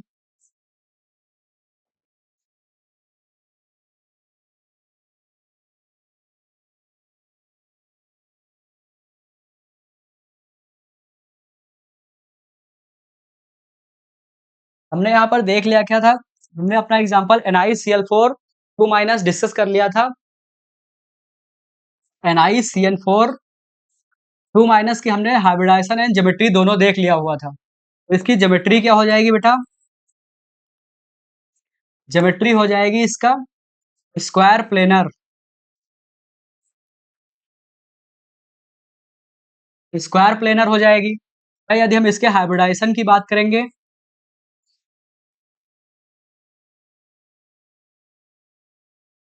हाइब्रिडाइजेशन बेटा यहाँ पर हो जाएगा इसका DsP2। एंड हमने देखा था इसका, जब हमने पेयरिंग की थी तो एक भी अनपेयर्ड इलेक्ट्रॉन नहीं बचे हुए थे, यानी कि इसका जो म्यू स्पिन हो जाएगा, म्यू स्पिन जो इसका मैग्नेटिक डाइपोल मोमेंट हो जाएगा, स्पिन ओनली, वो 0 हो जाएगा। और जब किसी भी कंपाउंड में अनपेयर्ड इलेक्ट्रॉन नहीं होंगे तो क्या हो जाएगा बेटा, कंपाउंड हमारे पास वो डायामैग्नेटिक हो जाएगा। आपने पढ़ा होगा, जब किसी भी एलिमेंट या किसी भी कंपाउंड में अनपेयर्ड इलेक्ट्रॉन नहीं होते हैं, वो जो कंपाउंड होता है वो डायामैग्नेटिक हो जाता है। यदि अनपेयर्ड इलेक्ट्रॉन होंगे तो कंपाउंड हमारा पैरामैग्नेटिक हो जाएगा। तो ये कंपाउंड क्या हो जाएगा, डायामैग्नेटिक हो जाएगा। देन अब यहाँ पर हमारे पास कोऑर्डिनेशन नंबर 4 हमने कंप्लीटली डिस्कस कर लिया हुआ है। हमने जो तरीका बताया है, यदि आप इसी तरीके से और भी एग्जांपल देखेंगे तो आपसे हो जाएंगे। बस हमें ये पता होना चाहिए कि जो लिगैंड दिया हुआ है पार्टिकुलरली वो कैसा एक्ट करेगा, वो स्ट्रॉन्ग फील्ड लिगैंड की तरह एक्ट करेगा या वीक फील्ड लिगैंड की तरह एक्ट करेगा। जिसके लिए जिसके लिए हमने आपको 3D series, even series by series हमने बता दिया है कि कौन सा मेटल होगा और कौन सा लिगैंड हमारा स्ट्रॉन्ग फील्ड लिगैंड एक्ट करेगा और वीक फील्ड लिगैंड एक्ट करेगा। देन हम इसके बाद अपने कोऑर्डिनेशन नंबर 6 में मूव करते हैं।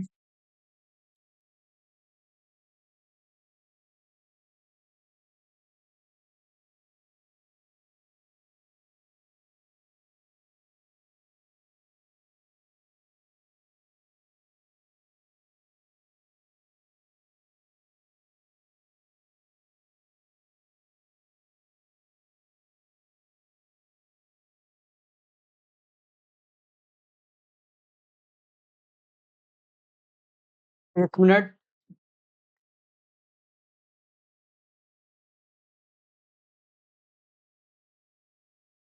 देन हम कोऑर्डिनेशन नंबर 6 में मूव करते हैं। बेटा जब हमारे पास कोऑर्डिनेशन नंबर 6 हो जाएगी, तो जो हमारा कॉम्प्लेक्स हो जाएगा, उसकी ज्योमेट्री क्या होगी बेटा? ज्योमेट्री केवल एक ही यहाँ पर पॉसिबल होती है, वो क्या हो जाएगी? ऑक्टाहेड्रल हो जाएगी। हमारे लिए जो मोस्ट इम्पोर्टेंट है, वो coordination number 4 and coordination number 6 है। यहाँ पर ज्योमेट्री बेटा क्या हो जाएगी? ज्योमेट्री ऑक्टाहेड्रल हो जाएगी। यहाँ पर भी 2 केस बनेंगे। यदि स्ट्रॉन्ग फील्ड लिगैंड होगा, यदि स्ट्रॉन्ग फील्ड लिगैंड होगा, तब क्या हो जाएगी? यदि स्ट्रॉन्ग फील्ड लिगैंड होगा, तब क्या हो जाएगी? पेयरिंग हो जाएगी। और क्या होगा? लो स्पिन कॉम्प्लेक्स बनेगा, जिसको हम इनर ऑर्बिटल कॉम्प्लेक्स भी कहेंगे। एंड जो हमारे पास हाइब्रिडाइजेशन होगी, वो क्या होगी? D2sp3 हो जाएगी। यहाँ पर जो हाइब्रिडाइजेशन में ऑर्बिटल इन्वॉल्व होते हैं, वो कौन से ऑर्बिटल इन्वॉल्व होते हैं? वो इनर d ऑर्बिटल इन्वॉल्व होते हैं। यहाँ पर आप देखेंगे तो n-1d, n-1d and ns and np orbital involve होते हैं। यदि हम इसकी बात करेंगे तो यहाँ पर बेटा हमारे पास ns, np and n+1 d orbital involve हो जाएंगे। मतलब यहाँ पर आउटर ऑर्बिटल इन्वॉल्व होंगे।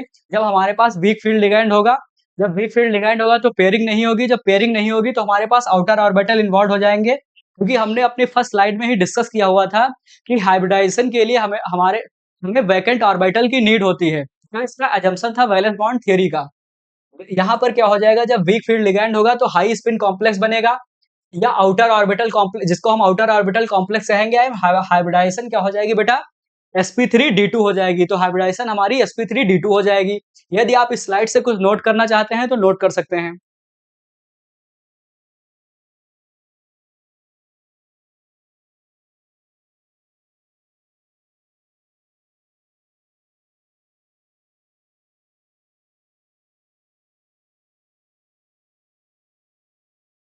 देखिए बेटा, जैसे हमने अभी कोऑर्डिनेशन नंबर 4 में लिगैंड का क्लासिफिकेशन देखा था, कब कौन सा particular ligand strong field ligand की तरह एक्ट करेगा, कब वीक फील्ड लिगैंड की तरह एक्ट करेगा। ठीक उसी तरह हम कोऑर्डिनेशन नंबर 6 में भी क्लासिफिकेशन ऑफ लिगैंड देखेंगे as strong field ligand and weak field ligand. तो सबसे पहले हम ये देख लेते हैं कि एक हमारे पास केस है, जब कोई भी, जैसे कि हमारे पास 4D सीरीज का मेटल हो जाएगा या 5D सीरीज का मेटल हो जाएगा। अब आप इससे वेल नोन हो चुके होंगे कि कौन सा मेटल 4D सीरीज का है, कौन सा मेटल 5D सीरीज का है। बेटा यदि हमें यहाँ पर किसी भी कंपाउंड का हाइब्रिडाइजेशन, ज्योमेट्री तथा उसका मैग्नेटिक डाइपोल मोमेंट लिखना है, तो हमें पता होना चाहिए कि वो जो उसमें जो सेंट्रल मेटल एटम है, वो किस सीरीज का है। जिसके लिए हमने अपने पहले ही स्लाइड में एक निमोनिक की सहायता से हमने डिस्कस किया हुआ है कि कैसे हम किसी भी सीरीज के मेटल को याद कर सकते हैं।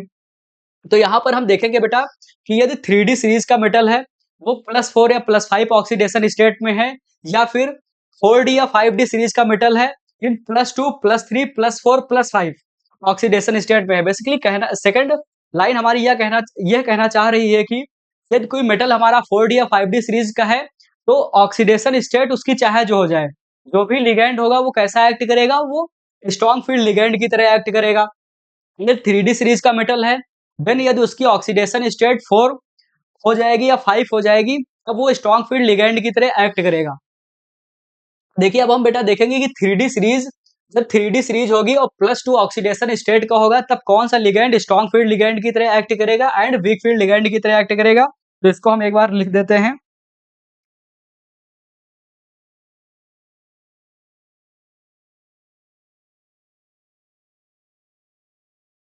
जब बेटा यहाँ पर +2 ऑक्सीडेशन स्टेट हो जाएगी, हम देखेंगे यहाँ पर जो हमारा आयोडाइड है, ब्रोमाइड है, क्लोराइड है, फ्लोराइड है, वाटर है, अमोनिया है, इथाइलिन डाइअमीन है। यहाँ पर हो जाएंगे इथाइलिन डाइअमीन के पहले के जितने भी लिगैंड हैं, जब कोऑर्डिनेशन नंबर 6 हो जाएगी और मेटल हमारा 3D सीरीज का हो जाएगा और +2 ऑक्सीडेशन स्टेट में हो जाएगा, तो ये वीक फील्ड लिगैंड की तरह एक्ट करेंगे और पेयरिंग नहीं करेंगे तथा इनर ऑर्बिटल कॉम्प्लेक्स फॉर्म करेंगे। तथा जो इथाइलिन डाइअमीन के बाद के जितने भी लिगैंड हैं, इथाइलिन डाइअमीन मतलब कहने का यहाँ पर ये मतलब है कि कुछ नाइट्रोजन डोनर लिगैंड भी होते हैं, वो भी हमारे पास यहाँ पर क्या करेंगे? वो भी हमारे पास यहाँ पर वीक फील्ड लिगैंड की तरह एक्ट करेंगे, जब कोऑर्डिनेशन नंबर 6 होगी एंड मेटल 3D सीरीज का होगा तथा +2 ऑक्सीडेशन स्टेट में होगा। देन यहाँ पर बेटा हमारे पास Pr3 है, जैसे फॉस्फीन होता है उसी तरह Pr3 भी एज अ लिगैंड एक्ट करेगा। देन साइनाइड माइनस है, देन CO है, कार्बोनिल है। ये लिगैंड हमारे पास क्या हो जाएंगे, स्ट्रॉन्ग फील्ड लिगैंड की तरह एक्ट करेंगे, जिसको हम शॉर्ट फॉर्म में एसफल भी लिख सकते हैं। देखिए अब हम बेटा देखेंगे कि जब मेटल हमारा 3D सीरीज का मेटल है, इन +3 ऑक्सीडेशन स्टेट में है, कौन सा लिगैंड स्ट्रॉन्ग फील्ड लिगैंड की तरह एक्ट करेगा, कब कौन सा लिगैंड हमारा वीक फील्ड लिगैंड की तरह एक्ट करेगा। जैसे यहाँ पर बेटा आयोडाइड है, ब्रोमाइड है, फ्लोराइड है, फ्लोराइड है एंड वाटर है। वाटर एज अ बेटा बाउंड्री पर होगा। वाटर सबके जो मेटल हमारे पास हो जाएगा +3 ऑक्सीडेशन स्टेट में हो जाएगा, एक्सेप्ट कोबाल्ट CO3 को छोड़ दिया जाए तो सबके लिए क्या करेगा, वीक फील्ड लिगैंड की तरह एक्ट करेगा। जो हमारे पास बेटा वाटर है यदि मेटल +3 ऑक्सीडेशन स्टेट में है, 3D सीरीज का है, तो वीक फील्ड लिगैंड की तरह एक्ट करेगा एक्सेप्ट कोबाल्ट 3+। कोबाल्ट 3+ के साथ ये स्ट्रॉन्ग फील्ड लिगैंड की तरह एक्ट करेगा। बेटा बस हमें इसमें यही याद रखना होता है कि कौन सा मेटल कब स्ट्रॉन्ग फील्ड लिगैंड की तरह एक्ट करेगा, कब वीक फील्ड लिगैंड की तरह एक्ट करेगा। ये टोटली एक्सपेरिमेंटल बेस्ड होता है। हमें इसको याद ही करना पड़ेगा, और कोई हमारे पास तरीका नहीं है कि हम किसी भी कंपाउंड का फिर hybridization, magnetic dipole movement and उसका शेप निकालने में कैपेबल होंगे। वाटर हो गया, देन यहाँ पर हो जाएगा अमोनिया, इथाइलिन डाइअमीन,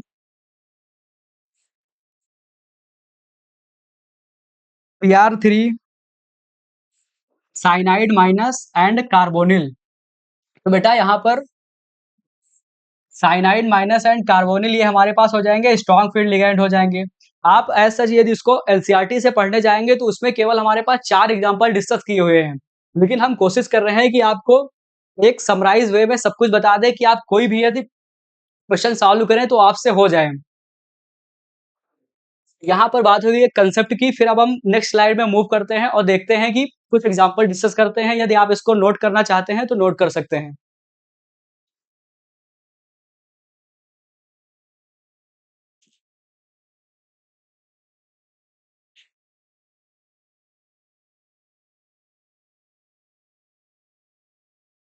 देखिए बेटा हम यहाँ पर 2 एग्जांपल डिस्कस करते हैं। एक हमारे पास पहले है,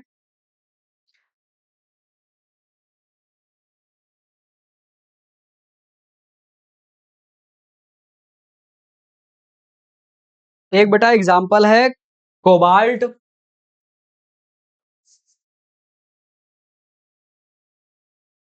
कोबाल्ट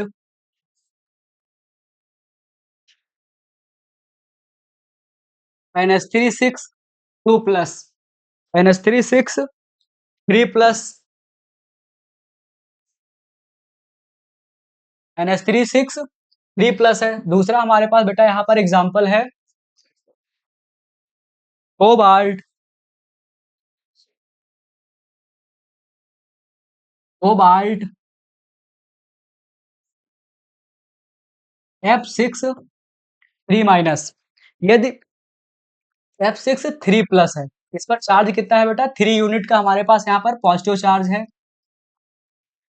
कोबाल्ट F6 3+ है। तो बेटा यदि हम बात करें, हम 2 कंपाउंड देखेंगे, एक एक हमारे पास क्या है, कोबाल्ट NH3 6 है, कोबाल्ट NH3 6 3+ है एंड कोबाल्ट F6 3+ है। तो आप देखेंगे यहाँ पर जो सेंट्रल मेटल एटम है वो +3 ऑक्सीडेशन स्टेट में है। जब +3 ऑक्सीडेशन स्टेट में है तो हैलोजन हमेशा जो लिगैंड होता है वो वीक फील्ड लिगैंड की तरह एक्ट करेगा। तो यहाँ पर जो फ्लोराइड है वो क्या है, वीक फील्ड लिगैंड है। यहाँ पर जो अमोनिया है वो कैसा एक्ट करेगा, अभी हमने जब क्लासिफिकेशन देखा हुआ है, जब कोबाल्ट जब हमारे पास 3D सीरीज का मेटल था और +3 ऑक्सीडेशन स्टेट में था तो water as a boundary act करता था। वाटर के पहले के जितने भी लिगैंड हो जाएंगे वो क्या हो जाएंगे, वीक फील्ड लिगैंड हो जाएंगे। वाटर के बाद के जितने भी लिगैंड हो जाएंगे वो स्ट्रॉन्ग फील्ड लिगैंड हो जाएंगे।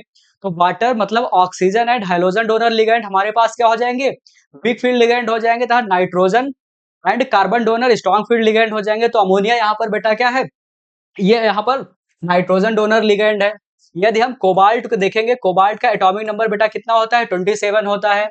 यदि हम इसकी इलेक्ट्रॉनिक कन्फिगरेशन लिखेंगे तो आर्गन हो जाएगा। आर्गन नोबल गैस के फॉर्म में हम इसके इलेक्ट्रॉनिक कन्फिगरेशन को लिख रहे हैं। आर्गन का एटॉमिक नंबर 18 हो जाएगा, यानी कि 18 इलेक्ट्रॉन हम फिल कर चुके हैं। देन हम इलेक्ट्रॉन 18 के बाद 2 इलेक्ट्रॉन फिल करेंगे 4s में अबाउ रूल से। यहाँ पर 4s2 हो जाएगा एंड 3d7 हो जाएगा। यहाँ पर कोबाल्ट की जो ऑक्सीडेशन स्टेट है, ऑक्सीडेशन स्टेट कितनी है? ऑक्सीडेशन स्टेट +3 है, यानी कि कोबाल्ट +3 फॉर्म में पाया जा रहा है। तो बेटा हम देखेंगे कि 3 इलेक्ट्रॉन हमें निकालना रिमूव करना है, तो हम 2 इलेक्ट्रॉन अपने 4s से रिमूव कर देंगे, देन 1 इलेक्ट्रॉन हम अपने 3d से रिमूव कर देंगे। तो यहाँ पर इसकी वैलेंस इलेक्ट्रॉनिक कन्फिगरेशन हो जाएगी 3d6 4s 0। साइनाइड यहाँ पर अमोनिया क्या है? तो अमोनिया क्या है? अमोनिया यहाँ पर बेटा स्ट्रॉन्ग फील्ड लिगैंड की तरह बिहेव करेगा। देन यदि हम इसको लिखें 3d6 है, 3 1 2 3 4 5, ये हमारे पास 3d हो गया। तो 1 2 3 4 5 6। देन हमारे पास यहाँ पर बेटा क्या हो गया? ये हो गया हमारे पास 4s, देन हो गया 4p, उसके बाद हो जाएगा हमारे पास 4d भी आगे हो जाएगा। तो यहाँ पर अमोनिया क्या है? ये तो हमारे पास क्या है? ग्राउंड स्टेट में है। देन एक्साइटेड स्टेट में क्या हो जाएगा? एक्साइटेड स्टेट में बेटा क्या हो जाएगी? जब लिगैंड हमारा अप्रोच करेगा सेंट्रल मेटल एटम को, तो यहाँ पर क्या हो जाएगी बेटा? पेयरिंग हो जाएगी, क्योंकि स्ट्रॉन्ग फील्ड लिगैंड है। तो हमें पेयरिंग करने के लिए, जब यहाँ पर देखिए कोऑर्डिनेशन नंबर 6 की बात कर रहे हैं, तो पेयरिंग करेगा हमें कितने ऑर्बिटल की नीड है? वैकेंट 2 ऑर्बिटल की नीड है, क्योंकि D2sp3 हाइब्रिडाइजेशन होने के लिए हमें 2 इनर d ऑर्बिटल की नीड है। ये वाला इलेक्ट्रॉन यहाँ पर पेयरिंग हो जाएगी, जिससे 2 ऑर्बिटल खाली हो जाएंगे।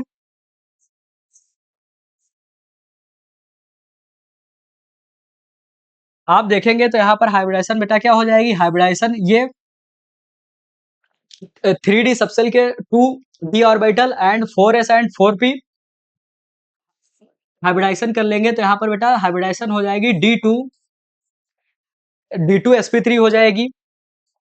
एंड यदि हम ज्योमेट्री ज्योमेट्री तो बेटा ऑक्टाहेड्रल ही रहेगी, या फिर हम इसको इसको हम इनर ऑर्बिटल कॉम्प्लेक्स कहेंगे। कैसा कॉम्प्लेक्स फॉर्म हो जाएगा? तो इनर ऑर्बिटल कॉम्प्लेक्स फॉर्म होगा। यहाँ पर इनर ऑर्बिटल कॉम्प्लेक्स फॉर्म होगा। यहाँ पर ये जो हाइब्रिडाइजेशन हुआ है, यहाँ पर हमारा जो लिगैंड हो जाएगा वो लोन पेयर डोनेट करेगा इन्हीं ऑर्बिटल्स में। यहाँ पर इनर ऑर्बिटल कॉम्प्लेक्स फॉर्म होगा तथा ये कॉम्प्लेक्स कैसा हो जाएगा? यहाँ पर कोई भी अनपेयर्ड इलेक्ट्रॉन नहीं है, क्योंकि अब जो लिगैंड आएंगे वो भी एक एक लोन पेयर डोनेट करेंगे, तो उसमें भी अनपेयर्ड इलेक्ट्रॉन नहीं होंगे। तो ये जो पूरा कंपाउंड हो जाएगा ये डायामैग्नेटिक बिहेव करेगा। डायामैग्नेटिक डायामैग्नेटिक की तरह एक्ट करेगा। एंड यदि हम इसका मैग्नेटिक डाइपोल मोमेंट को फाइंड करेंगे म्यू स्पिन ओनली, तो इसका म्यू स्पिन ओनली कितना हो जाएगा? 0 हो जाएगा। कि नंबर ऑफ अनपेयर्ड इलेक्ट्रॉन कितने हैं बेटा? यहाँ पर नंबर ऑफ अनपेयर्ड इलेक्ट्रॉन 0 है। देन हम बात करेंगे अब अपने दूसरे एग्जांपल की। यहाँ पर क्या है? कोबाल्ट F6 3+ है, यहाँ पर कोबाल्ट +3 में है, लेकिन यहाँ पर हमारे पास जो लिगैंड है वो कैसा है? हमारे पास वीक फील्ड लिगैंड है, फ्लोराइड है, वो पेयरिंग नहीं करेगा। यानी कि अब जो हाइब्रिडाइजेशन होगा उसमें आउटर d ऑर्बिटल इन्वॉल्व होंगे, इनर d ऑर्बिटल हमारे पास जो है वो हाइब्रिडाइजेशन में इन्वॉल्व नहीं होंगे।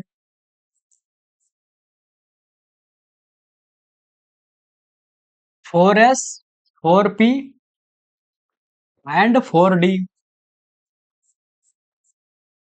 4s 3d 4p and 4d, यानी कि यहाँ पर हाइब्रिडाइजेशन बेटा 4s एंड 4d इन्वॉल्व हो जाएंगे, 4s 4p 4d इन्वॉल्व हो जाएंगे। जो d ऑर्बिटल इन्वॉल्व हो रहे हैं वो आउटर d ऑर्बिटल इन्वॉल्व हो रहे हैं, इसीलिए कॉम्प्लेक्स यहाँ पर हाइब्रिडाइजेशन क्या हो जाएगी बेटा?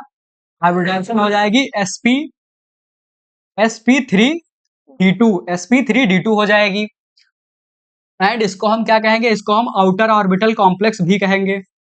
आउटर ऑर्बिटल इसको हम आउटर ऑर्बिटल कॉम्प्लेक्स भी कहेंगे तथा इसमें यदि हम देखेंगे तो नंबर ऑफ अनपेयर्ड इलेक्ट्रॉन बेटा कितने हैं? तो यहाँ पर नंबर ऑफ अनपेयर्ड इलेक्ट्रॉन कितने हैं?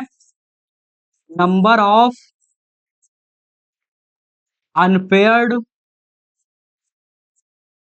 इलेक्ट्रॉन कितने हैं? यहाँ पर नंबर ऑफ अनपेयर्ड इलेक्ट्रॉन बेटा हमारे पास 4 हैं, यदि हम इसका म्यू स्पिन देखेंगे, मैग्नेटिक डाइपोल मोमेंट देखेंगे, mu mu spin only, mu spin only हो जाएगा under root n into n plus two, तो 4 + 2 इसकी यूनिट हो जाएगी। बीएम को बेटा फुल फॉर्म इसका होता है बोर मैग्नेटॉन,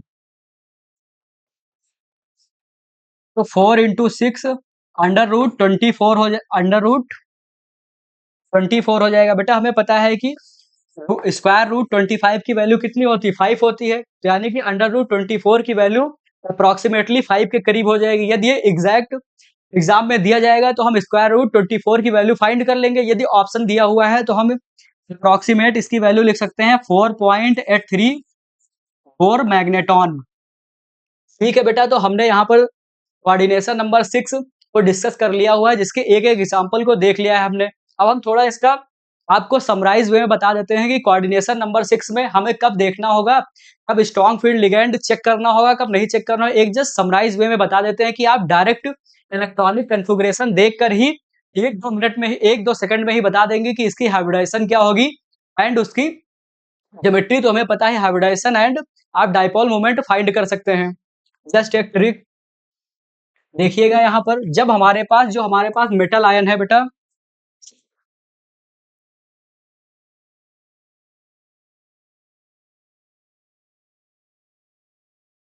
देखिए हमारे पास जो मेटल आयन है, ये हमारे पास क्या है बेटा, मेटल आयन है। सपोज दैट इसकी जो इलेक्ट्रॉनिक कन्फिगरेशन है वो D1 से D3 है, D1 से D3 है, मतलब बेटा यहाँ पर केस कौन सा है, 1 2 3 D1 3 इलेक्ट्रॉन फील्ड है, यानी कि 2 इनर d ऑर्बिटल हमारे पास अभी भी खाली है। अब यहाँ पर हमें ये नहीं देखना है कि कौन सा लिगेंड है, चाहे वो स्ट्रॉन्ग फील्ड लिगेंड हो चाहे वीक फील्ड लिगेंड हो, पेयरिंग करने की हमें कोई नीड नहीं है, क्योंकि हमें 2 d ऑर्बिटल वैकेंट पहले से ही है। तो यहाँ पर चाहे स्ट्रॉन्ग फील्ड लिगेंड हो चाहे वीक फील्ड लिगेंड हो, चाहे स्ट्रॉन्ग फील्ड लिगेंड हो चाहे वीक फील्ड लिगेंड हो, चाहे स्ट्रॉन्ग फील्ड लिगेंड हो चाहे वीक फील्ड लिगेंड हो, बेटा यहाँ पर अब पेयरिंग नहीं होगी, क्योंकि हमारे पास पहले से ही 2d ऑर्बिटल खाली है। तो यहाँ पर चाहे स्ट्रॉन्ग फील्ड लिगेंड हो चाहे वीक फील्ड लिगेंड हो, इनर ऑर्बिटल कॉम्प्लेक्स बनेगा, इनर ऑर्बिटल कॉम्प्लेक्स बनेगा, इनर ऑर्बिटल कॉम्प्लेक्स फॉर्म होगा एंड उसकी हाइब्रिडाइजेशन बेटा क्या हो जाएगी, हाइब्रिडाइजेशन D2 sp3 हो जाएगी, इनर d ऑर्बिटल इन्वॉल्व हो गए एंड डाइपोल मोमेंट कितना हो जाएगा, मैग्नेटिक डाइपोल मोमेंट कितना हो जाएगा, जितने अनपेयर्ड इलेक्ट्रॉन है, ये कंपाउंड कैसा हो जाएगा, पैरामैग्नेटिक रहेगा। अब दूसरा केस बनता है जब यहाँ पर इलेक्ट्रॉनिक कन्फिगरेशन हमारी D4 से D7 हो जाए। इस केस में दो केस हो जाएंगे, यदि स्ट्रॉन्ग फील्ड लिगेंड हो जाएगा, वो क्या करेगा, पेयरिंग करेगा, वो पेयरिंग करेगा एंड तब यहाँ पर क्या हो जाएगा, इनर ऑर्बिटल कॉम्प्लेक्स फॉर्म होगा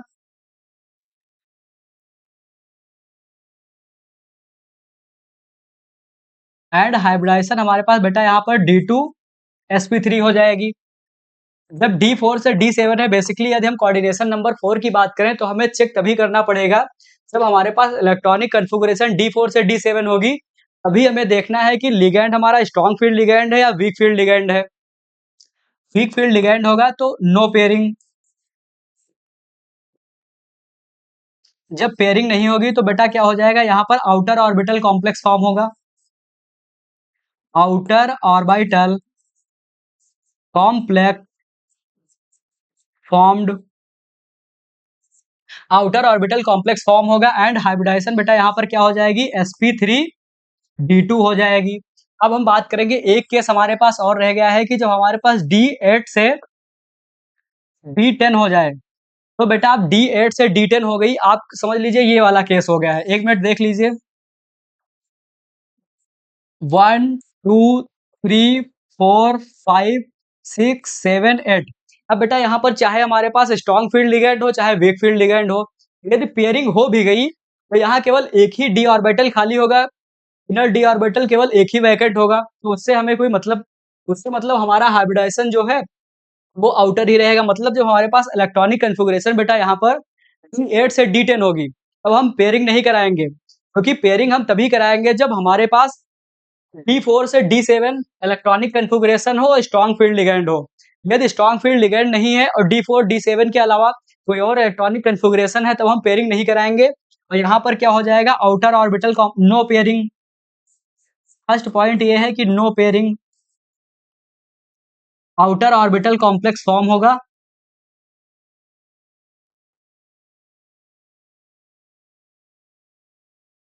आउटर ऑर्बिटल कॉम्प्लेक्स फॉर्म हो जाएगा एंड हाइब्रिडाइजेशन यहाँ पर बेटा sp3d2 हो जाएगी।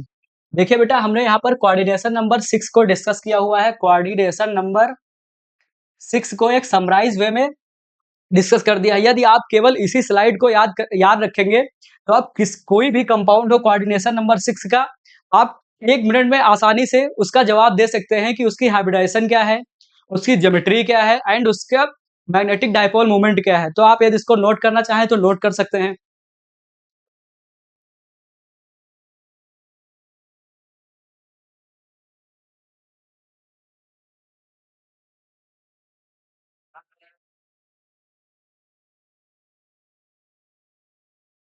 देखिए बेटा, हम यहाँ पर कुछ प्रैक्टिस क्वेश्चन लाए हैं आपके लिए एमसीक्यूज फॉर्म में।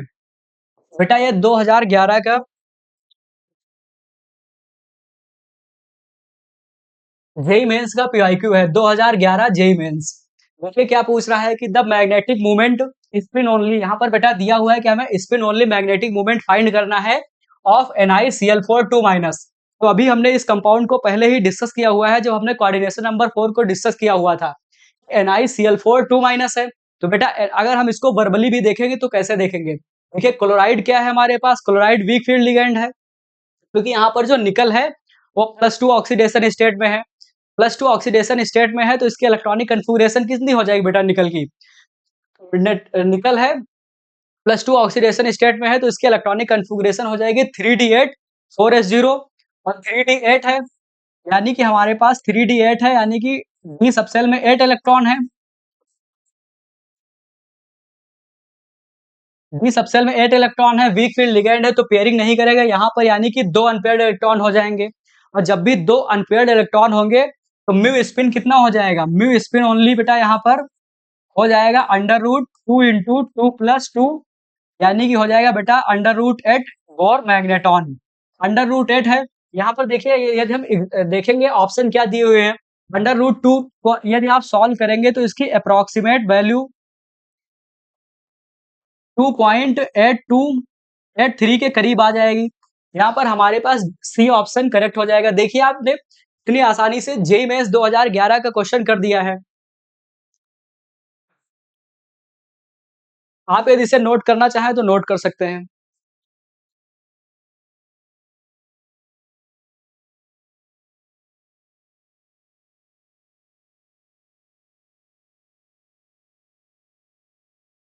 देन बेटा हम अपने नेक्स्ट एग्जांपल को डिस्कस करते हैं।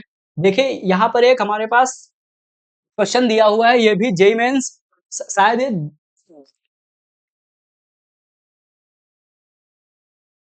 ये भी जेईई मेंस 2011 का क्वेश्चन है। देखिए बेटा ये यहाँ पर कह क्या रहा है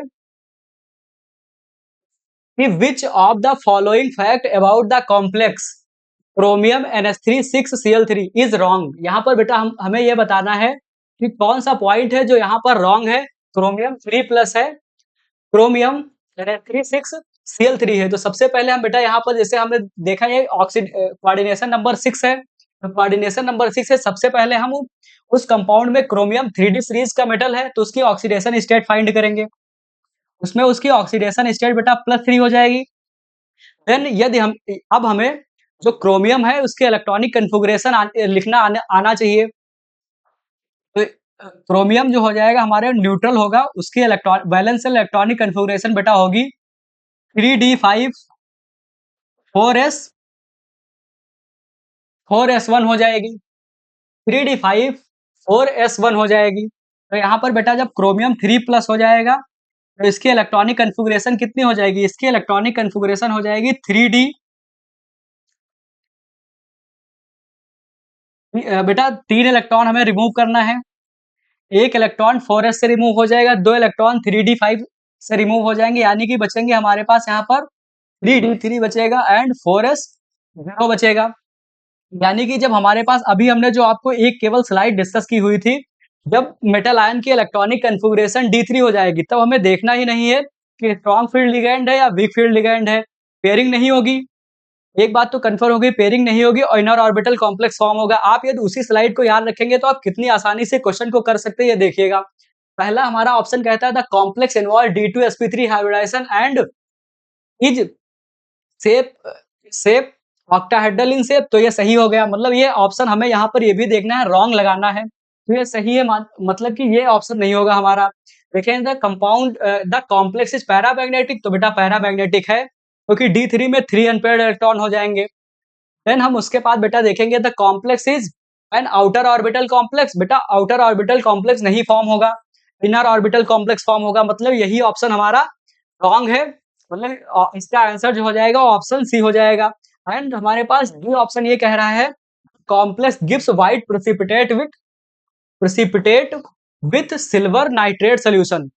डी ऑप्शन हमारा ये कह रहा था जो कॉम्प्लेक्स है वो सिल्वर नाइट्रेट के साथ व्हाइट कलर का प्रेसिपिटेट देगा। तो देखिए बेटा यहाँ पर क्या हमने आपको बताया था, एक कॉम्प्लेक्स आयन है, एक हमारे पास क्या है काउंटर आयन है। काउंटर आयन हमारे पास क्या है बेटा क्लोराइड आयन है।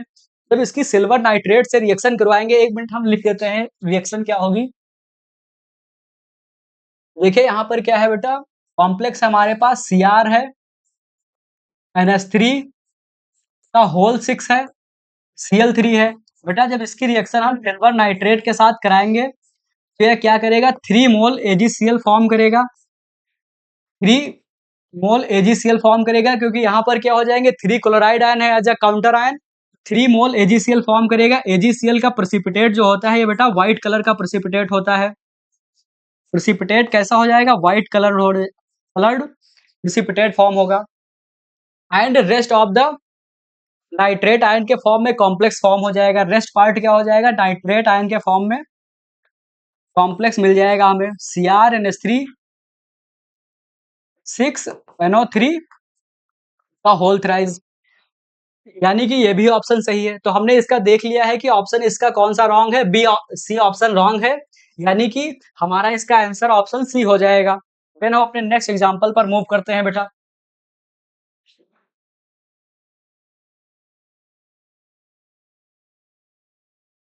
देखिए यहाँ पर बेटा ये क्वेश्चन कह रहा है the calculated spin only magnetic movement of chromium NH3 6 3 plus and CuF6 3 minus in bore magneton respectively.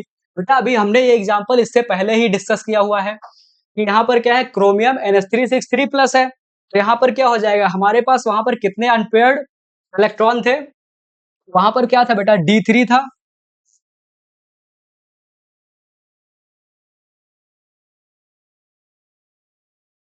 Chromium के केस में बेटा वहां पर क्या था, हमारे पास D3 था, यानी कि 3 अनपेयर्ड इलेक्ट्रॉन हो जाएंगे। 3 अनपेयर्ड यदि इलेक्ट्रॉन है तो हमारे पास जो मैग्नेटिक डाइपोल मूवमेंट हो जाएगा, यदि हम निकालेंगे तो कितना हो जाएगा म्यू स्पिन, यदि क्रोमियम वाले कॉम्प्लेक्स के लिए तो 3 × 3 + 2 3 × 3 + 2 5 × 15 हो जाएगा।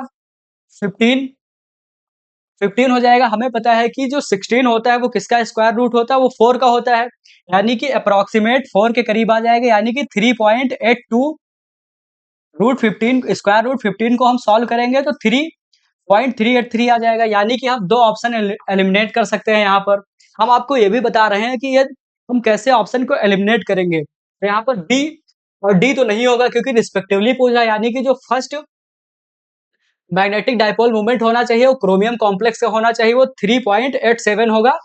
एंड ठीक है, देन हम अपना दूसरा एग्जांपल डिस्कस करेंगे। तो बेटा यहाँ पर क्या है, कॉपर है F6 है 3 माइनस है।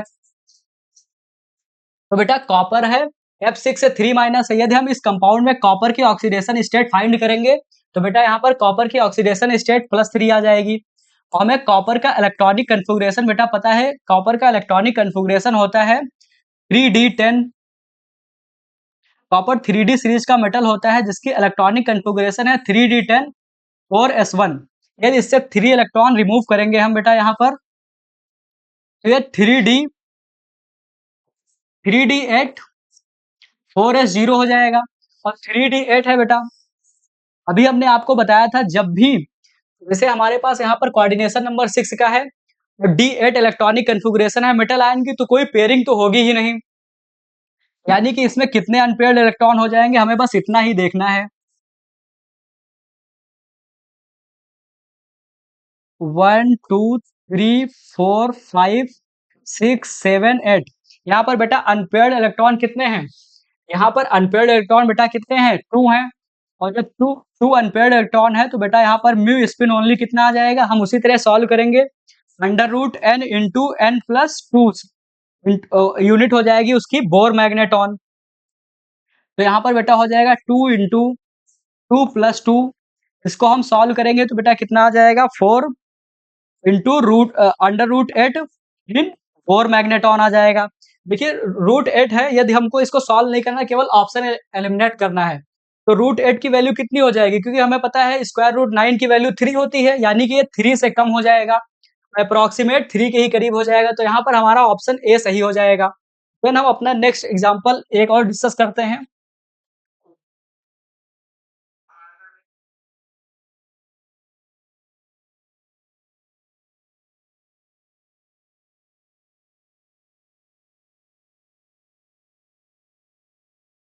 बेटा हम लास्ट एग्जाम्पल को डिस्कस करते हैं। जैसे हमारे पास यहाँ पर है एक P है, एक Q है, एक R है। हमारा क्वेश्चन ये कह रहा है the correct order of the complex ion according to the their spin only magnetic movement values. देखिए अब यहाँ पर आप देखेंगे आपके लिए क्वेश्चन बहुत ही इजी हो जाएगा। केवल आप हमारी लास्ट स्लाइड को ये देखेंगे कोऑर्डिनेशन नंबर 6 की, तो हमने उसमें जैसे सम अप किया था आप इसको बहुत आसानी से सॉल्व कर सकते हैं। देखिए यहाँ पर बेटा क्या है, Fe F6 3 माइनस है। यदि हम P की बात करेंगे, देखिए यदि हम यहाँ पर सबसे पहले P की बात करें तो P में क्या है? F है, Fe है, F6 है, 3 माइनस है। तो यहाँ पर यदि हम इसको सॉल्व करेंगे, आयरन की ऑक्सीडेशन स्टेट बेटा कितनी हो जाएगी? आयरन की ऑक्सीडेशन स्टेट +3 हो जाएगी। ऑक्सीडेशन स्टेट तो अब हम फाइंड ही कर सकते हैं, क्योंकि आज हम अपने 4th लेक्चर को स्टडी कर रहे हैं। तो यहाँ पर इसकी ऑक्सीडेशन स्टेट कितनी हो जाएगी? +3 हो जाएगी। अगर +3 हो जाएगी तो यदि हम इसकी इलेक्ट्रॉनिक कन्फिगरेशन लिखेंगे आउटर मोस्ट, तो जो Fe एटम होता है उसकी आउटर मोस्ट इलेक्ट्रॉनिक कन्फिगरेशन बेटा होती है 3d6 4s2। अब 3d6 4s2 है, हम 3 इलेक्ट्रॉन रिमूव करेंगे, s से क्या हो जाएंगे? 2 इलेक्ट्रॉन s से रिमूव होंगे एंड 1 इलेक्ट्रॉन हमारा 3d से रिमूव होगा। तो अब यहाँ पर बचेगा 3d5 4s1, 3d5 4s1। तो बेटा 3d5 है, इसमें नंबर ऑफ अनपेयर्ड इलेक्ट्रॉन बेटा कितने हैं? 5 है। जितने ही नंबर ऑफ अनपेयर्ड इलेक्ट्रॉन जितने ज्यादा हो जाएंगे उतना ही उसका मैग्नेटिक मूवमेंट हो जाएगा। Fe F6 3 माइनस में नंबर ऑफ अनपेयर्ड इलेक्ट्रॉन बेटा 5 हो जाएंगे, क्योंकि यहाँ पर फ्लोराइड क्या है? Fluoride as a weak field ligand है, तो ये पेयरिंग नहीं करेगा। देन यदि हम हम अपने ऑप्शन जो हमारे पास क्वेश्चन में हमारे पास दिया है क्यों बराबर दिया हुआ है, तो कॉम्प्लेक्स है वो वेनेडियम है, H2O है, 6 है, 2+ है। तो बेटा जैसे हमने अभी यहाँ पर हमें पता है कि इसका इलेक्ट्रॉनिक कन्फिगरेशन Fe एटम का कितना था। आप भी जैसे जैसे प्रैक्टिस करेंगे, आपको हमने जो सीरीज याद करवाई है आप जैसे उसको याद कर लेंगे तो आपके लिए भी इलेक्ट्रॉनिक कन्फिगरेशन लिखना बहुत ही आसान हो जाएगा। जैसे यहाँ पर वेनेडियम है, स्कैंडियम, टाइटेनियम, वेनेडियम, मतलब इसका एटॉमिक नंबर बेटा कितना है? यहाँ पर इसका एटॉमिक नंबर 23 है। और जब एटॉमिक नंबर 23 है तो इसका जो डी सबसेल में कितने इलेक्ट्रॉन हो जाएंगे? 3d में 3 इलेक्ट्रॉन हो जाएंगे एंड 4s में 2 इलेक्ट्रॉन हो जाएंगे, क्योंकि वेनेडियम है, वेनेडियम का 23 है। इससे पहले हमारे पास यदि हम नोबल गैस कन्फिगरेशन के फॉर्म में लिखेंगे तो आर्गन होता है। यदि हम वेनेडियम की इलेक्ट्रॉनिक कन्फिगरेशन हमने लिखी हुई है, आर्गन है, 18 इलेक्ट्रॉन है। देन उसके बाद क्या हो जाएगा? नोबल गैस कन्फिगरेशन उसकी होती है। देन उसके बाद 4s फिल होगा बाउ रूल से, देन हमारा 3d3 हो जाएगा। यदि हम वेनेडियम 2+ लिखेंगे तो ये हो जाएगा आर्गन हो जाएगा एंड 3d3 हो जाएगा। बेटा 3D3 है, यदि आप हमारे पास लास्ट स्लाइड को केवल याद रखेंगे, हमें देखना ही नहीं कि वाटर कैसा लिगैंड है। 3D3 है, 3 अनपेयर्ड इलेक्ट्रॉन हो जाएँगे यहाँ पर and inner orbital complex form हो जाएगा, नो नीड ऑफ पेयरिंग। यदि हम अपने एग्जांपल R को डिस्कस करेंगे, तो यहाँ पर बेटा हमारे पास क्या है FeS2O6 2+ है, FeS2O6 2+ है। तो यहाँ पर बेटा Fe2+ है, Fe2+ के लिए यदि हम ऑक्सीडेशन स्टेट निकालेंगे तो ये 2+ में चला जाएगा, जिसका इलेक्ट्रॉनिक कॉन्फ़िगरेशन बेटा हो जाएगा 3D6 4s0। 3D6 है, यदि हम इसको D6 को देखेंगे एक बार,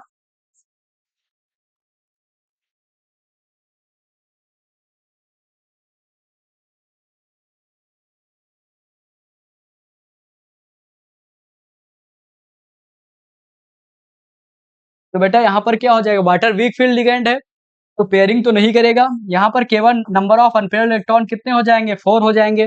जितने ज्यादा नंबर ऑफ अनपेयर्ड इलेक्ट्रॉन होंगे उतना ही उसका मैग्नेटिक डायपोल मोमेंट हो जाएगा। तो पी में सबसे ज्यादा नंबर ऑफ अनपेयर्ड इलेक्ट्रॉन है 5 है। देन उसके बाद हमारा क्या हो जाएगा, आर हो जाएगा। देन उसके बाद हमारा क्या हो जाएगा, क्यू हो जाएगा। तो इसका करेक्ट ऑप्शन क्या हो जाएगा बेटा, सबसे ज्यादा पी है, देन आर है, देन क्यू है, यानी कि इसका क्यू बी ऑप्शन करेक्ट हो जाएगा। यदि आप इसको नोट करना चाहें तो नोट कर सकते हैं।